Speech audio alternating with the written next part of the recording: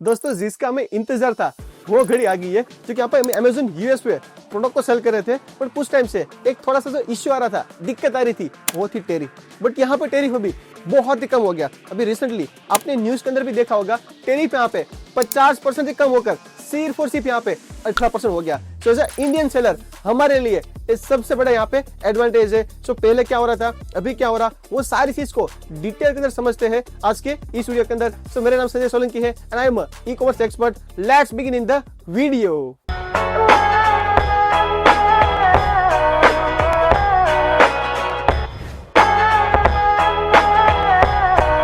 दोस्तों यहाँ पे अपने बात करते हैं कि पहले क्या हो रहा था, यूएस के अंदर कोई भी टाइप का टेरिफ नहीं लगता था। अगर आपका इन्वेस्ट वैल्यू $800 से ज्यादा है तो थोड़ा बहुत टेरिफ लग रहा था, और अगर आपका इन्वेस्ट वैल्यू $800 से कम है तो यूएस के अंदर कोई भी टाइप का टेरिफ यहाँ पे नहीं लग रहा था। उसके बाद क्या हुआ, ट्रम्प गवर्नमेंट आई एंड उसने क्या कर दिया, सारे कंट्रीज पे टेरिफ लगाने यहाँ पे स्टार्ट कर दिया। सो उसने यहाँ पे इंडिया पे 25% रेसिप्रोकल टेरिफ यहाँ पे लगाया था एंड उसके अलावा दूसरा 25% लगाया था। रसिया से ऑयल परचेस कर रहे थे, उसकी वजह से 25% यहाँ पे एडिशन लगाया था, यानी कि टोटल 50% टेरिफ लगा था। क्या तो एज अ सेलर मैं आपको प्रैक्टिकल बताता हूँ कि जैसे कि मैं कोई प्रोडक्ट को बेचता हूँ, यहाँ पे वो प्रोडक्ट का इन्वेस्ट वैल्यू कितना है, इन्वेस्ट वैल्यू यानी कि प्रोडक्ट का वैल्यू कितना है 50,000। सो 50,000 पे मुझे कितना टेरिफ पे करना पड़ता है, 50% के हिसाब से 25,000। क्योंकि दोस्तों यहाँ पे जो टेरिफ लगता ना, जो प्रोडक्ट की बेस प्राइस होती है उसी पे लगता। वो प्रोडक्ट को मैं कितने में सेल कराऊं वो डजंट मैटर, कि एक साथ में लेट्स एग्जांपल के प्रोडक्ट को भेज रहा हूं, राइट। इसका इन्वेस्ट वैल्यू कितना है, ये तीनों कार्टन को मिलाकर इन्वेस्ट वैल्यू था 50,000, 50,000। तो मुझे कितना टेरिफ पे करना पड़ता था, 25,000 50% के हिसाब से।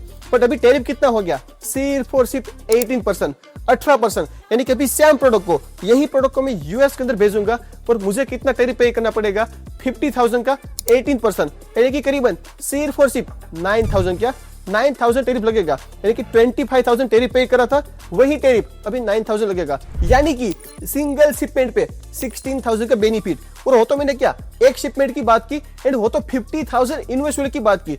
ऐसे तो मंथली बेस पे मैं लाखों रुपीस की प्रोडक्ट को बेचता हूँ, सब समझ सकते हो। मंथली लाखों रुपीस का तो ऐसे डायरेक्टली सेव हो जाएगा यहाँ पे टेरिफ कम होने से। और यहाँ पे एज ए इंडियन सेलर हमारे पास दूसरा एडवांटेज कौन सा है, यानी कि अपने जो नेबर कंट्रीज है, चाइना, पाकिस्तान, बांग्लादेश, वियतनाम हो गया, थाईलैंड हो गया, इंडोनेशिया हो गया, ये सारे कंट्रीज को इंडिया से भी ज्यादा टेरिफ लग रहा। इंडिया ऐसा कंट्री है कि जिसको भी सबसे कम टेरिफ यहाँ पे लगता है, सिर्फ और सिर्फ 18%। तो जो दूसरे कंट्रीज है उसके सामने भी हमारे लिए क्या यहाँ पे है, एडवांटेज है कि हम यहाँ पे यूएसए पे ज्यादा एडवांटेज ले सकते हैं। अपनी प्रोडक्ट वहां पे लैंडिंग कॉस्ट कैसी पड़ेगी, कम पड़ेगी, अच्छे खासे रेट पे बेच के अपने क्या कर सकते हैं, ज्यादा प्रॉफिट मार्जिन को यहाँ पे अर्न कर सकते हैं। इसी के साथ दोस्तों मैं आपको और एक इंपॉर्टेंट चीज बताता हूँ। अभी हम किसकी बात करें, सिर्फ और सिर्फ यूएस की। हम तो क्या ग्लोबल सेलिंग भी कर सकते हैं, यानी कि US, Canada, Mexico, UK, Germany, Italy, Spain, Netherland, Poland, ऐसे बहुत सारे कंट्रीज, यानी कि ऑलमोस्ट 20 कंट्रीज के अंदर अपनी प्रोडक्ट को सेल कर सकते हैं। सो इंडिया यूएसए का क्या हो गया,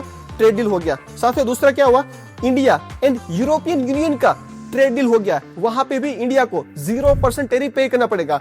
और ऑलरेडी काफी टाइम पहले इंडिया और यूके का भी ट्रेड डील हो गया, यानी कि यूके में सेल करो, यूरोप में सेल करो, यूएस के अंदर सेल करो, 0% टेरिफ या तो कम से कम टेरिफ पे एज अ इंडियन सेलर हमको बहुत ही बड़ा एडवांटेज मिलने वाला है। सो ये अपॉर्चुनिटी को मेरे हिसाब से बिल्कुल 1% भी मिस नहीं करना चाहिए। दोस्तों जब हमने टेरिफ लग रहा था ना, तब भी हमने क्या किया था, मैंने यहाँ पे मेरे डिसीजन को चेंज नहीं किया था कि मुझे यूएस पे प्रोडक्ट अब सेल नहीं करना है क्योंकि टेरिफ लग रहा, नहीं। मुझे पता था क्योंकि ये डिसीजन कैसा है, ये मूवमेंट कैसा है, शॉर्ट टर्म मूवमेंट है कि कोई गवर्नमेंट चेंज होगी, वो गवर्नमेंट ने आके, कोई प्रेसिडेंट ने आके टेरिफ को लगा दिया। तो टेरिफ क्या 100% लॉन्ग टर्म का सॉल्यूशन नहीं था। सो पॉसिबल था टेरिफ के दौरान हमको थोड़ी बहुत दिक्कतें आई, पर टेरिफ क्या था, लॉन्ग टर्म के लिए नहीं था। जैसे कि आपने देखा निकल गया कुछ ही टाइम के अंदर। सो हम स्टिक रहे, मार्केट के अंदर बने रहे। हाँ, प्रॉफिट मार्जिन हमारे थोड़े से टाइट हुए थे, पर मार्केट के अंदर हम बने रहे, मार्केट से एग्जिट नहीं किया। अभी हमारे पास क्या है, सारे रिसोर्सेज रेडी है, प्रोडक्ट का लिस्टिंग भी लाइव है, प्रोडक्ट भी रेडी है, प्रोडक्ट का स्टॉक भी बड़ा, सारी चीज हमारे पास रेडी है। अब इसी चीज को हम यूएस के अंदर बेचकर ज्यादा प्रॉफिट अर्न करने वाले। सो दोस्तों जो टेरिफ वाला डिसीजन था ना, वो शॉर्ट टर्म था, तो उसकी वजह से लॉन्ग टर्म डिसीजन नहीं लिए जाते, यानी कि बिजनेस में स्टार्ट करूं, बंद कर दूं, क्या करूं, ऐसे डिसीजन नहीं लिए जाते। सो टेरिफ को भी हमने यहाँ पे झेला है, बट उसका इतना कोई बड़ा इंपैक्ट नहीं पड़ा है। बट हाँ, उसका भी वो मोमेंट था जो वो पास हो गया है, अभी टेरिफ कम हो गया। अभी अगेन यही प्रोडक्ट को सेल करके ज्यादा प्रॉफिट मार्जिन को अर्न करने वाले, और इस सेम प्रोडक्ट को यूरोप के अंदर, यूके के अंदर एक्सपांड करके भी अपने ज्यादा प्रॉफिट मार्जिन को अर्न कर सकते हैं। सो आपके लिए दोस्तों एक ऐसा न्यूज था, एंड कब से आप Amazon ग्लोबल स्टार्ट कर रहे हो, मुझे कमेंट सेक्शन के अंदर जरूर से बताना। मैं आपको मिलता हूँ नेक्स्ट इन्फॉर्मेटिव वीडियो के अंदर। तब तक के लिए bye bye and happy selling.